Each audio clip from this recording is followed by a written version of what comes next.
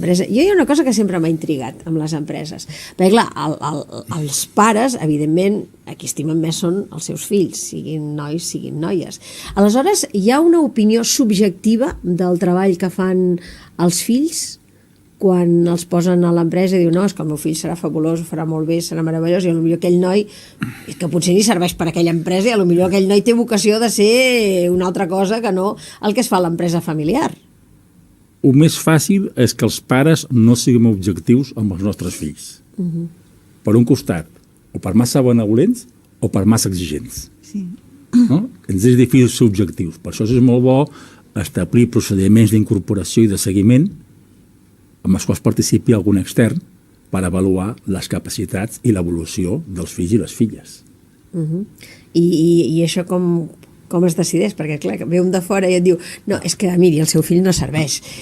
Clar. Al final, la decisió mai serà de l'extern. L'extern pot donar un dictamen i una opinió. La decisió és de la direcció i de la propietat. No? Però és bo que almenys la propietat, quan decideixi, tingui en compte una opinió externa que pugui ser objectiva.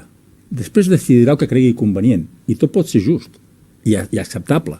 Però almenys tinguem en compte el racional que pot donar un extern. Complicat, Claro. Té complicat i difícil. No, clar. Entres en un cisma dins de la família de discussions i de problemes i la mare enfadada amb el marit perquè el nen era molt vàlid i... Les discussions, que els conflictes sempre són inevitables, però si les normes s'estableixen amb anterioritat al fet, hi ha menys discussions.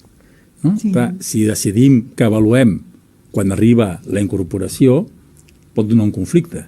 Si decidim amb antelació com s'incorporaran, amb quins requisits i amb quin procediment, pot haver conflicte, perquè per descomptat a un pare o una mare no li agradaran que li diguin que el seu fill no val. Però si ja està establert abans, el conflicte serà menor i l'empresa ha de poder funcionar endavant. I han de separar. És a dir, en una empresa familiar hem de tenir en compte que el substantiu és empresa i que familiar és l'adjectiu. Llavors, per la família és bo que l'empresa funcioni a la llarga. Això s'ha de tenir sempre com a criteri.